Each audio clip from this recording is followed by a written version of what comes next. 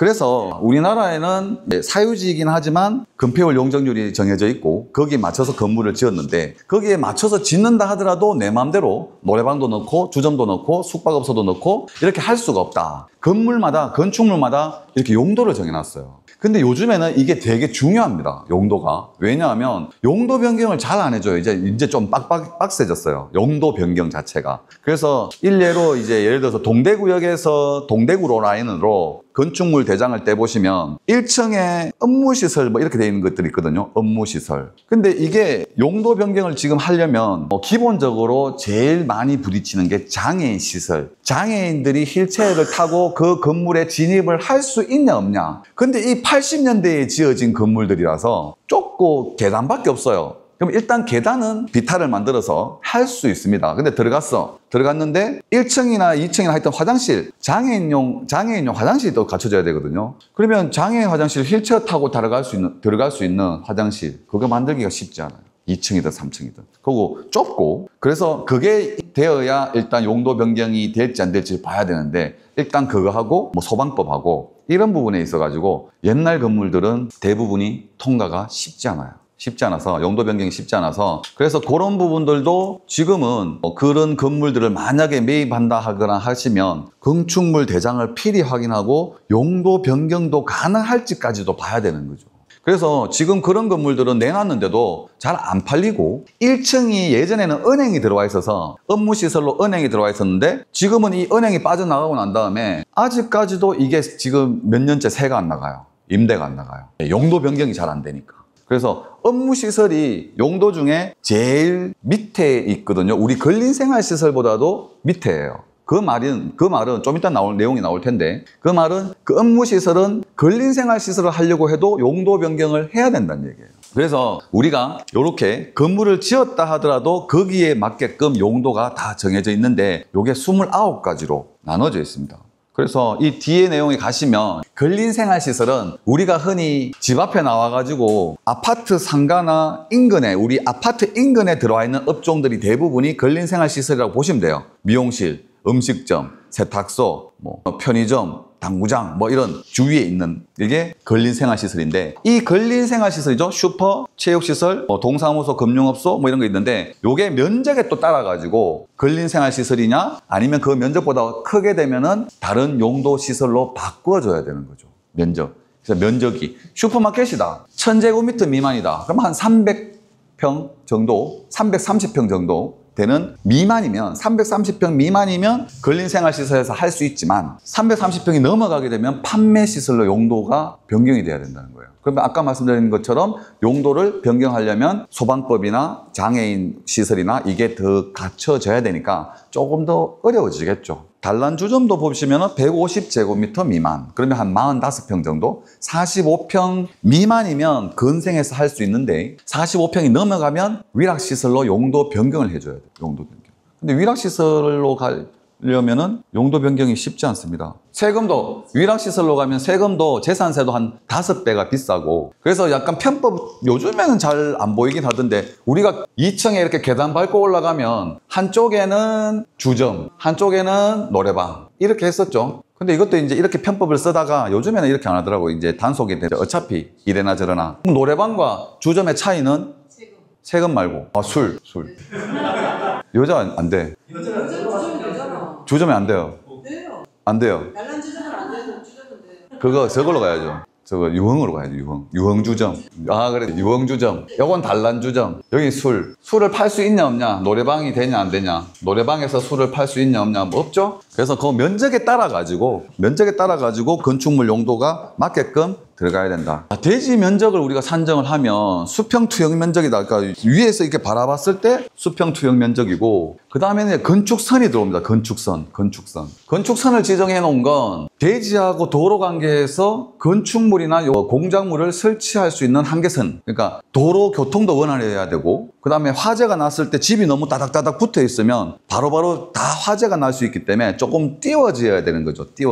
띄워서 지어야 되는 게 건축해야 되는 게 이제 건축선을 지정해 놨죠. 그래서 건축선은 원칙적으로는 도로가 이렇게 있으면 도로하고 땅, 대지의 경계선이 원래는 건축 건축선입니다. 근데 이 부분도 이제는 굉장히 중요합니다. 건축선도 뒤에 가면 나오실 텐데. 그래서 예를 들어서 여기처럼 도로 폭이 2m다. 지금은 2m 도로 잘 없지만 얼마 전에 남산동 롯데캐슬하고 이번에 남산초등학교 있는 그 롯데캐슬 인근에 이렇게 갔더니 그 아파트 개발된 곳은 이제는 중구에서는 제일 비싼 아파트가 돼 있지만 그 바로 앞에 아직까지도 한 4, 50년 된 주택가들이 아직 있거든요. 그거 보니까 골목이 진짜 2m도 안 될 것 같아요.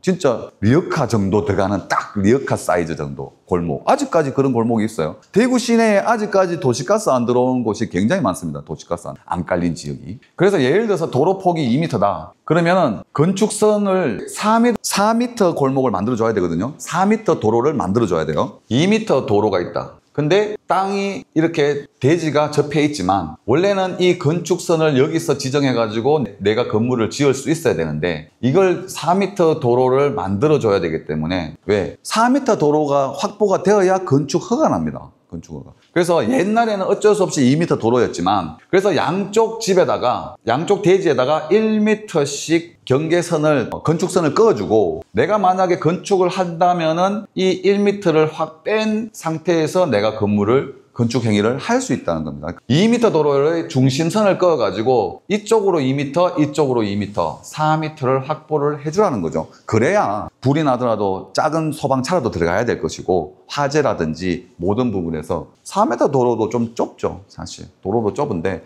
이런 경우고 반대편에 여기 내용은 만약에 이쪽에 경사지가 있거나 하천이 있어서 도로 확장이 안 된다. 그러면 내 땅 쪽으로 2m를 확보해 줘야 돼요. 굉장히 불리하죠. 주차장으로 사용해도 되겠죠. 그 공간에 어떤 행위를 안 했으니까 사용을 할 수 있겠죠. 뒤에 내용에 가서 나올 텐데 경매를 받았는데 어떤 골목 안에 경매를 받았는데 나중에 행위를 하려고 들어갔더니 건축 설계 도면을 뽑아봤더니 이 도로 폭을 내 땅 쪽으로 건축선을 더 밀어 넣으니까 내 땅이 거의 안 남는 경우도 있습니다. 어떤 행위를 할 수가 없을 수도 있어요. 그래서 이런 부분들도 도로 부분도 잘 봐야 돼요. 만약에 도로가 좁다. 그러면 오늘 상황을 생각하시고 검색해서 찾아보시면 되겠죠. 도로가 중요하죠. 그래서 임의 지정도 할 수 있습니다. 건축선을 지자체장이 임의 지정을 할 수 있는데 3m 도로가 만약에 10m 도로라 하더라도 건축선을 대지가 이렇게 있으면 지자체장이 건축선을 지정해가지고 3m 정도 건축선을 지정하면 이 건축선 내에는 안에서는 건축 행위 자체가 안 돼요.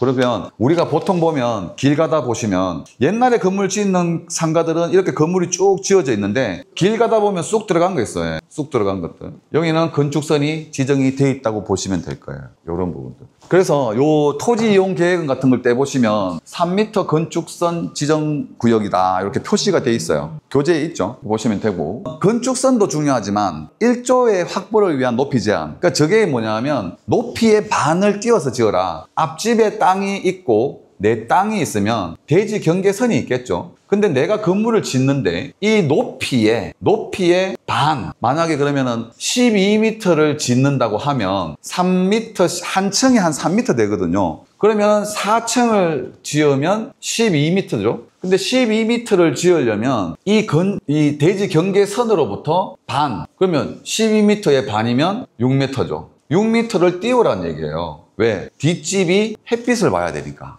일조건 때문에.